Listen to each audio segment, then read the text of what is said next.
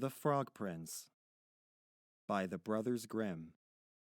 Narrated by Walz. One fine evening, a young princess put on her bonnet and clogs and went out to take a walk by herself in a wood.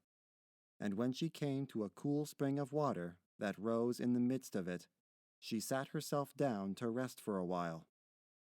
Now she had a golden ball in her hand, which was her favorite plaything, and she was always tossing it up into the air and catching it again as it fell. After a time, she threw it up so high that she missed catching it as it fell, and the ball bounded away and rolled along upon the ground, till at last it fell down into the spring. The princess looked into the spring after her ball, but it was very deep, so deep that she could not see the bottom of it. Then she began to bewail her loss, and said, "Alas, if I could only get my ball again, I would give all my fine clothes and jewels, and everything that I have in the world." Whilst she was speaking, a frog put its head out of the water, and said, "Princess, why do you weep so bitterly?" "Alas," said she, "what can you do for me, you nasty frog? My golden ball has fallen into the spring." The frog said, "I want not your pearls and jewels and fine clothes, but if you will love me and let me live with you and eat from off your golden plate and sleep upon your bed, I will bring you your ball again." "What nonsense," thought the princess. "This silly frog is talking. He can never get out of the spring to visit me, though he may be able to get my ball for me, and therefore I will tell him that he shall have what he asks." So she said to the frog, "Well, if you will bring me my ball, I will do all you ask." Then the frog put his head down and dived deep under the water, and after a little while he came up again, with the ball in his mouth, and threw it on the edge of the spring. As soon as the young princess saw her ball, she ran to pick it up, and she was so overjoyed to have it in her hand again that she never thought of the frog, but ran home with it as fast as she could. The frog called after her, "Stay, princess, and take me with you as you said." But she did not stop to hear a word.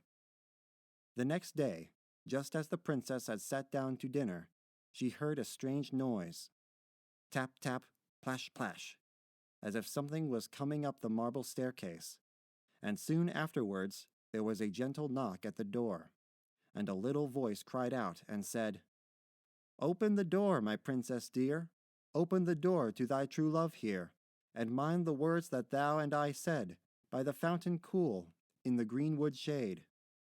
Then the princess ran to the door and opened it, and there she saw the frog, whom she had quite forgotten. At this sight she was sadly frightened, and shutting the door as fast as she could, came back to her seat. The king, her father, seeing that something had frightened her, asked her what was the matter. "There is a nasty frog," said she, "at the door, that lifted my ball for me out of the spring this morning. I told him that he should live with me here, thinking that he could never get out of the spring. But there he is at the door, and he wants to come in." While she was speaking, the frog knocked again at the door, and said, "Open the door, my princess dear. Open the door to thy true love here, and mind the words that thou and I said, by the fountain cool, in the greenwood shade." Then the king said to the young princess, "As you have given your word, you must keep it. So go and let him in." She did so, and the frog hopped into the room, and then straight on, tap, tap, plash, plash, from the bottom of the room to the top, till he came up close to the table where the princess sat. "Pray, lift me upon chair," said he to the princess, "and let me sit next to you." As soon as she had done this, the frog said, "Put your plate nearer to me, that I may eat out of it." This she did, and when he had eaten as much as he could, he said, "Now I am tired. Carry me upstairs, and put me into your bed." And the princess, though very unwilling, took him up in her hand, and put him upon the pillow of her own bed, where he slept all night long. As soon as it was light, he jumped up, hopped downstairs, and went out of the house. "Now then," thought the princess, "at last he is gone, and I shall be troubled with him no more." But she was mistaken, for when night came again, she heard the same tapping at the door, and the frog came once more, and said, "Open the door, my princess dear. Open the door to thy true love here, and mind the words that thou and I said, by the fountain cool in the greenwood shade."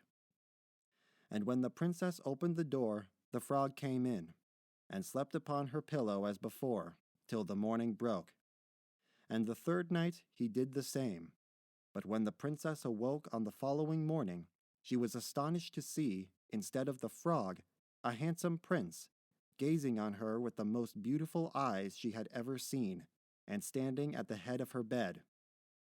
He told her that he had been enchanted by a spiteful fairy, who had changed him into a frog, and that he had been fated so to abide till some princess should take him out of the spring, and let him eat from her plate and sleep upon her bed for 3 nights.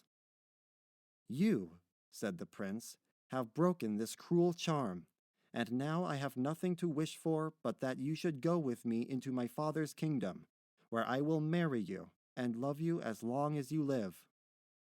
The young princess, you may be sure, was not long in saying yes to all this, and as they spoke, a gay coach drove up, with 8 beautiful horses, decked with plumes of feathers and a golden harness, and behind the coach rode the prince's servant, faithful Heinrich, who had bewailed the misfortunes of his dear master during his enchantment so long and so bitterly that his heart had well nigh burst. Then they took leave of the king, and got into the coach with 8 horses, and all set out, full of joy and merriment, for the prince's kingdom, which they reached safely, and there they lived happily a great many years. For more audiobook narrations and classroom literature, subscribe to the channel.